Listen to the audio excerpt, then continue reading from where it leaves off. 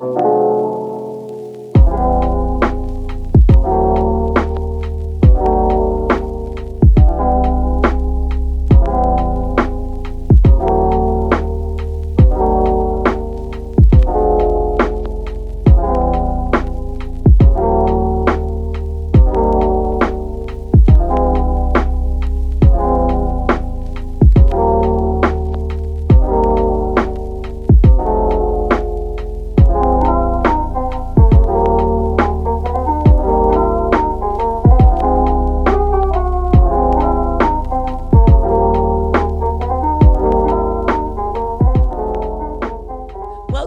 Seraphine podcast on my YouTube channel. I'm Seraphine Arocha, and you are in part 2 of my interview with Stacy Vizcarra. Hello. Hi. We are back, and I am going to pick your brain now. Okay. All right. All right. So when did you leave Mac, by the way? I left Mac in 2013. 2013. Yeah. And that must have been weird. You were with them for quite some time, right? Yeah, 2003 to 2013. 10 years is a decade. Yeah. So it's like, that's like a breakup in some ways. And it's emotional. It was really hard. From 2003, I moved to San Diego in 2005, actually. And that's where I did the bulk of my career there. Mm-hmm. And leaving Mac, I think, was one of the hardest things because it's all I knew. Yeah. But I decided to have kids, and I kind of was thinking, all right, well, let's, do the mom thing and go that route. And I just decided, yeah. Did you feel when you left, because I know that feeling of like your skills are so honed in when you are doing something every single day. You're always on the cutting edge of trends and makeup. When you're in fashion, at that time I was in like a dance environment, and I remember leaving the company I worked for, and I was like, I don't know, am I going to kill my career because I'm not on the cutting edge anymore? And then I was like, am I still going to do this? How is it going to evolve? So when did you decide that you were going to still try and keep it going? Did you know when you left that you were still going to be doing makeup, or were you kind of like, I'm going to take a break? Yeah, I always knew I wanted to continue doing makeup. The problem was trying to balance kids with the work schedule and trying to be current and relevant and all that stuff. It's actually really hard. It is. To remain like, I'm hip, but I just had a baby on me for 5 hours, But getting that freelance clientele and keeping it is what drives you, kind of, because those people that you get to do makeup with all the time, it's like you don't want to lose them. They're like friends. They're like family. Yeah. So, and it's hard because I think you and I have talked about this off camera a lot about relevance, and it's like you being relevant, but then also things being irrelevant to you after a while. Like, don't get me wrong, I absolutely love fashion, makeup. I loved being in the dance world. I love being around famous people. I loved having my picture taken. But now as a 44-year-old woman and having my photograph taken and like taking a bunch of selfies and going online and trying to compare my outfit to whose outfit or whatever, it makes my soul hurt to some degree. Yes. But then in the next breath, it is about understanding what's going on, and then also not taking it so seriously, but understanding that if you want a career in this, that you can't just sit on the sidelines and rest on your laurels. So, and in California, having lived there, I do understand that sense of that pressure of like, okay, I either have to like really take a step out of this, or I have to be super mom who does everything. I have the career and whatever. So was there anyone that you got career advice from who had done something similar like you, of stepping out of being in it full time and thinking about how does my career look?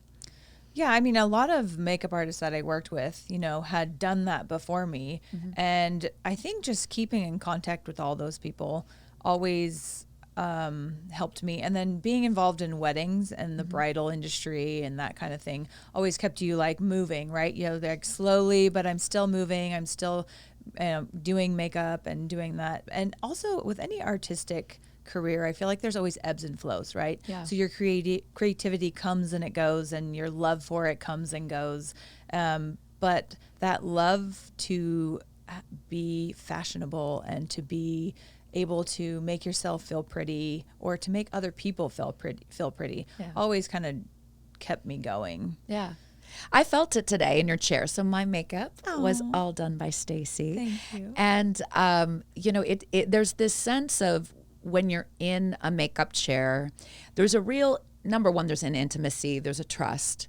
And there's also an intuition. I think most women, if they're makeup lovers, like myself, I can do my face of makeup.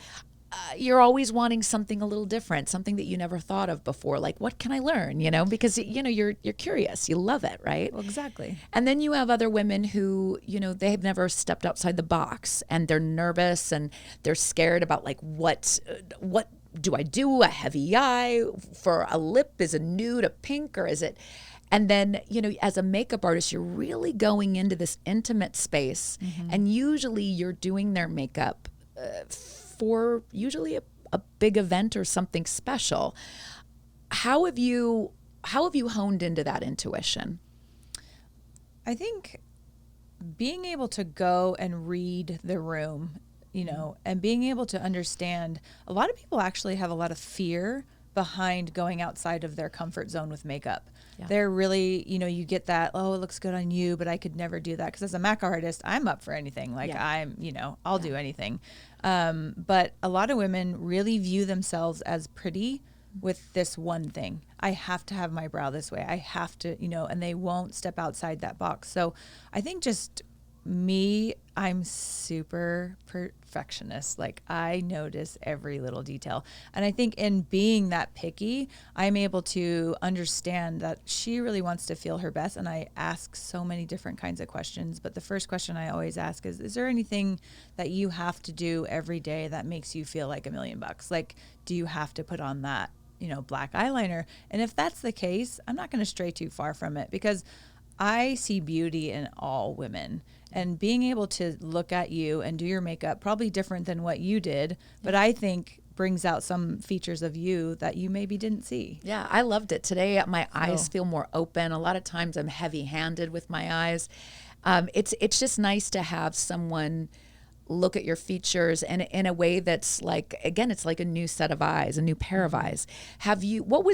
I guess I'm always curious because, you have these moments in your career. And I think the unspoken heroes are hairstylists, makeup artists.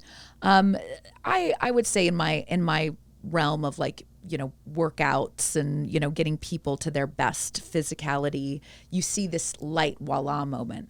But I also have been with people who, their bodies can't do certain things. Or you have someone who, like, I could only imagine in makeup chairs, people who maybe have had scars or even worse.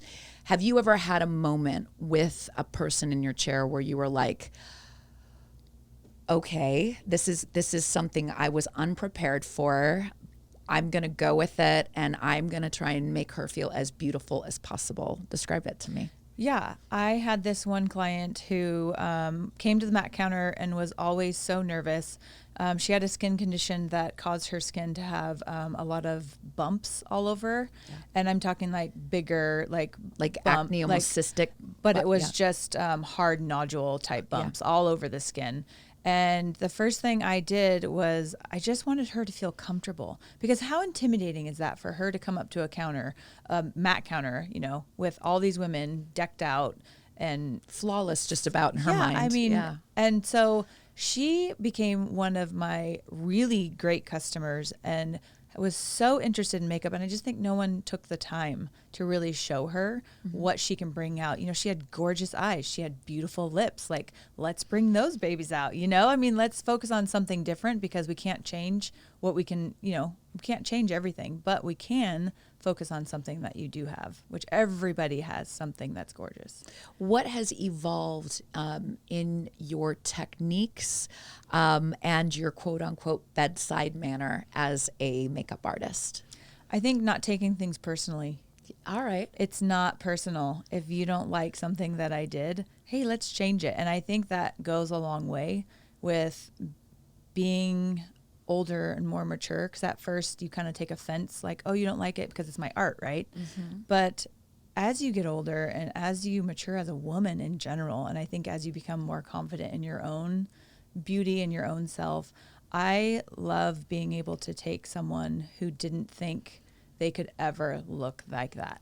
That is like my favorite thing. And I just love breaking down guards, walls that they think I'm going to come in, because I'm a little bit on the quiet side. Yeah. And, people have said, oh, I didn't think you'd be like that. But it's just because I'm very, I sit back and I just observe a lot. You're a space holder for sure.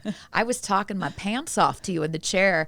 And normally I'm so conscious about how much I talk. But then again, you also held the space and you also ask enough questions to where, you're getting information about what I need for my face, but also allowing me to get my mind off of what you're doing. Cause that's the other thing is I think we get into our heads about like, where do I look? Where do I go? Yeah. It's pretty cool. Now you have a daughter, I do. and I'm so curious. I would want to know what are I would say the commandments of my dear girl. These are the things that you need to do for yourself when it comes to the makeup aesthetic or your skin or whatever. These are the no's. Do not do them. What would you say are the commandments you've taught your daughter with makeup? She is such a girly girl and loves makeup already. Yeah. And she's already done a tutorial and everything. I think it's so fun. But I actually teach my son also some of these things. I love it. This is so because cool. I think it's just as important for the guys to get to know, like, hey, groom that brow or like. Yeah. But skincare. I actually, in the middle of my makeup career, I stopped and I didn't stop actually. I was pregnant, working full time, and I went to esthetician school. That's amazing. So I was planning a wedding all at the same time. Oh my gosh. Yeah, it was a fun time, let me tell you. But skin is like so important for makeup. So with her, I've already been teaching her to wash her face and to, and as my son too, they all have their little routines down. And makeup wise, I think it's kind of fun for her to explore. Yeah. And I ask her, because she's young. Yeah, and I ask her what makes her feel pretty. Well, what do you think? Like, and she is big on the glitter eyeshadow. Of and course. I'm like, sometimes she'll come down for school and I'll be like, oh, did we contour today? And she's got a big brown stripe and I'm just like, dang, okay. Yeah. Like, I see you working. I love it. I love it. Yeah. When it came to moving here, did you take a moment to think about just focusing on skincare and no longer makeup? Was there a moment where you were like, do I even keep doing it? Because again, you can always put the stereotype of like, oh, Kansas City, they're not going to get too glam. And then here I am going, when's the next time that you can help me out? Did you have a moment of pause, or were you always like, no, I'm going to have these two. I'm going to keep my business going this way? When I first moved here, actually in California, I was probably at the peak of my career. Wow. And I really was on a high with makeup and I was feeling really good about who I was doing. And so moving here, it kind of wasn't a question. I was like, I'm going to come out here and find my people. Yeah. And I know they're out there, but it did surprise me about how glam people want to get out here. Well, I mean, we all are. I mean, you worked on Total Bellas, and I mean, these are women that are iconic in the Midwest. I mean, they are two beautiful twins, and I mean, most people know they're in the wrestling world. I mean, like these women. I mean, that was during the time. Was it right around the time that you left? Yeah, it was around that time. It was right in the middle of that. Wow. And that must have been tough. It was really hard. I mean, they are the most hardworking, down-to-earth family ever. I mean, just their mom is such a great example of how to like work hard and be confident and be, that head of the family, and just their whole work ethic is amazing. Yeah. So I was really blessed to be able to work with that group, and the makeup artist, their main makeup artist, Eileen Sandoval, she is the sweetest person ever. So getting to work alongside her and just realizing how fortunate I was to have that opportunity. But then moving in the middle of that was so it would have been hard. heartbreaking, because I do know that feeling too. I mean, again, I really wasn't in the makeup world, but I was definitely in the personal training world. And when you have good clientele, you have a really good consistent job, and you have that intimacy, but also that kind of friendship, and then you're in a good environment, it's so hard to replicate that in a consistent way. And again, you can do jobs here and there. I mean, for me, like personal training, you can have like 1 or 2 sessions, but it's those clients that you are with them through a season or years or months or whatever you want to call it, that you really start to do the real work that is good work, no matter what you're doing in your career. I like the flash in the pan when you do that gorgeous, like for you it'd be like a gorgeous wedding face. But like when you see, I can only imagine if you're watching back episodes and like you see the work you've done in certain episodes, you're like, yeah, like I had my stride right there, I mean, it's kind of a great feeling. It is. It's really fun to look back on some of those episodes and be like, oh, I did that. That's so exciting. And I tried to hold on to, I still flew out and did a few clients in California and did that kind of thing with Anna Kaiser. And she's an amazing person. And just that high you get from working on set or in that industry is something that you can't replicate. Yeah. So here, having, being 44 also and starting my career all over again out here has been, it's been tough because you do have an idea of where you are and you're not, I don't want to. You don't want to push yourself on anyone, but you also don't want to, it's like, what it is I have these moments to where I know what I'm capable of, but I never want to push it on people, and it's always like, it's always trying to figure out how to take your talents, and it's almost like when you're trying to talk to someone and convince them of something, right? And you're like, maybe, but you don't want to push them, right? It's like you're introducing an idea or a concept, and I don't know. It's nice to be an adult now, because I think if I were in my mid-20s and had to make that big move, I wouldn't know what the heck to do. Now I don't feel as, I don't know, like I don't have the urgency to tell everyone like, well, I worked with so-and-so and that I can do this and I've taught them to do this and I helped her lose XYZ amount of pounds. But it's always exciting when you can use that skill set again. Yeah. So I know people always say, they're like, Stacy, we had no idea you've been working on all these people. And I'm like, it's because it's not, I don't want to shove it in everybody's face or, exploit my clients, just because they were a celebrity. I think that's, I respect their privacy, and it was fun time. And I don't know. Yeah. And guess what? If you want me to do your makeup, I have those talents in my little back pocket there. So I want to know the products that you cannot live without. Botox, one of them. Girl, I hear you on that. Yes, I started doing that when I was about 38, 40. Me too. I just, right at 38. Now I'm like, I can't. I will say this to you ladies listening. Don't do it any earlier than that. Oh, I know. Don't. 38 is the perfect age. I feel like in your 30s, like if you're doing it too early, the product, first of all, if you do filler, it doesn't all dissolve, ladies, no matter what. And then with Botox, it just starts to harden your features, I think. I agree. And at 38, unfortunately, you need to freeze that shit up. So mean, I'll do whatever it takes.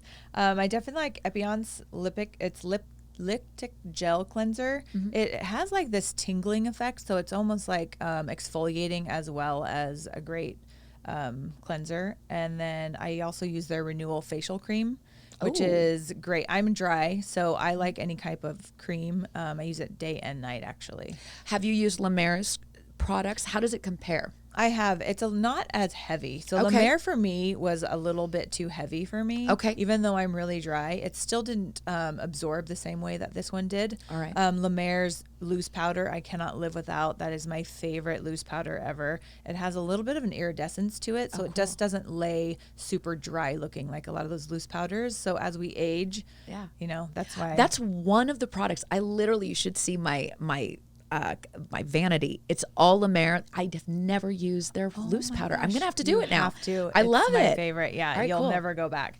And then Hand in Land, it's a little store down by Billy's Grocery. Oh, cool. They actually sell a body brush and a face brush. And so it's like called dry brushing. Yeah. I love dry brushing my body and face.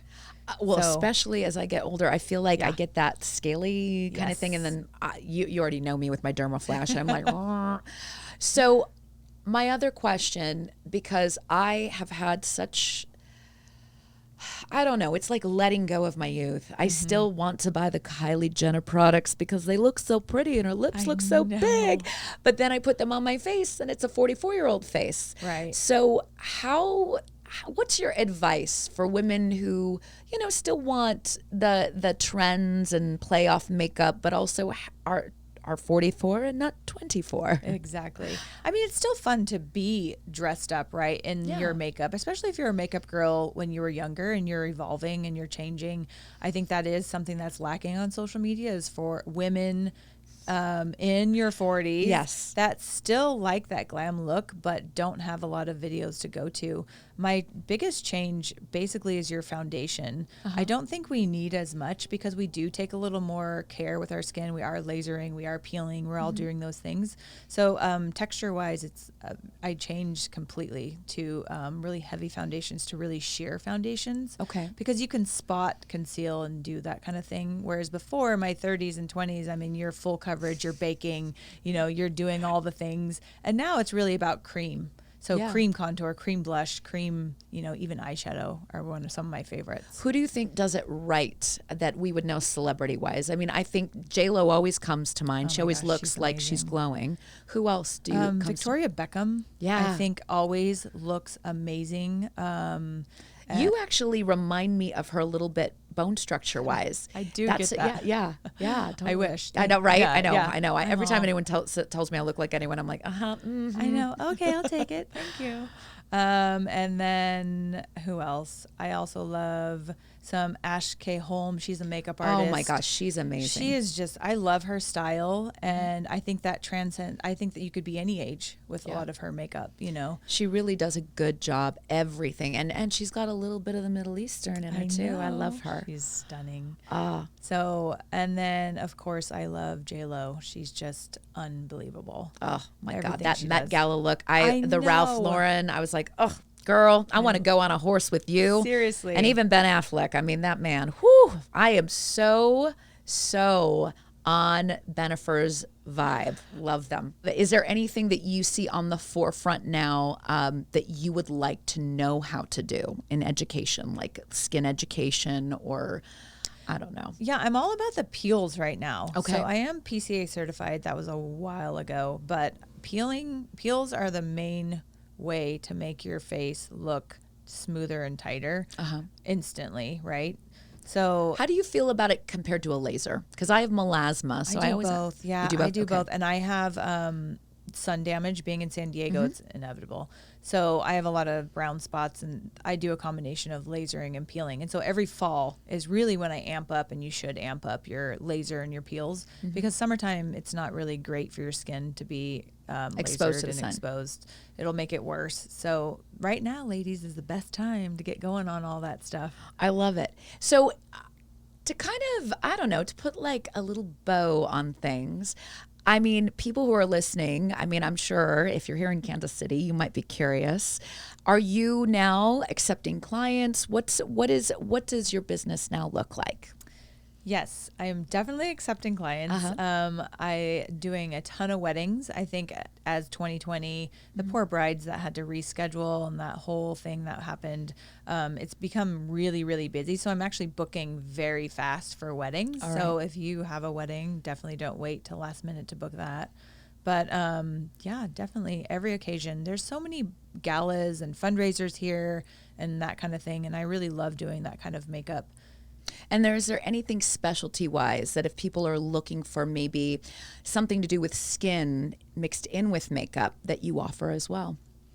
I work hand in hand, like Dax. She is great. And I have a few estheticians and people that do lasers. And so we really work hand in hand. I love that. Together to like prep Little you for your package deal. yes, I to love prep it. you for your event, because just like the Oscars and all those things, they all prep. They do.